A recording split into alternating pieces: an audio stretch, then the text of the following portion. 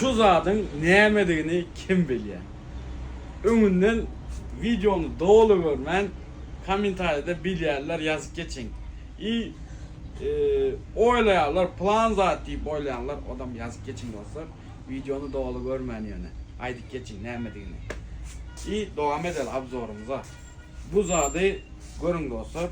Bunda özünün şlangası var. Yürüyte şlangası dakılya. Yine.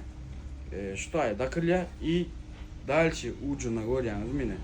Ucunda her hil nasatkası var. Bu zat dostlar. Neyme zat diyseniz. Bu nasos dostlar. Nasos. Karoçı zaryatçını. Zaryada veriyen. İyi zaryatçını nasozdur dostlar. Maşina. Birinci açık. Maşine verip böyle. Onun motoru, onun velik, onun top. Karoçu yok orada.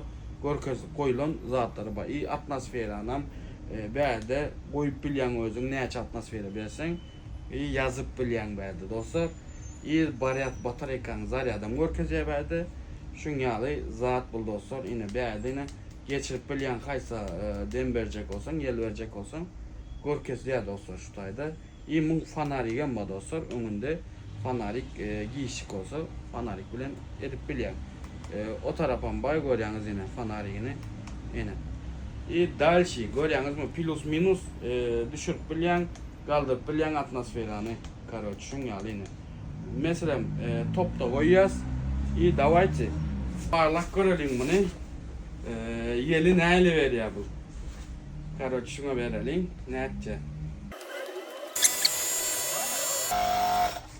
Be kovuza da kene. Görüyorsunuz mu? Bunu yel verdi.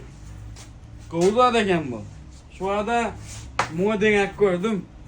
Maşinadan denek gördüm bunu dostlar. Maşinadan yel veriyor arkayın. Buna gördünüz yel versini. Kızıklanıyorlar. 5 vilayetinden dastavkamız Badır dostlar. İstendik yerim. Dastavka edip veriyoruz dostlar. Oturan yerinizde zakazam edip bilyeniz ona buna uğrattıracak olsanız arkayın dastavka edip veriyoruz dostlar.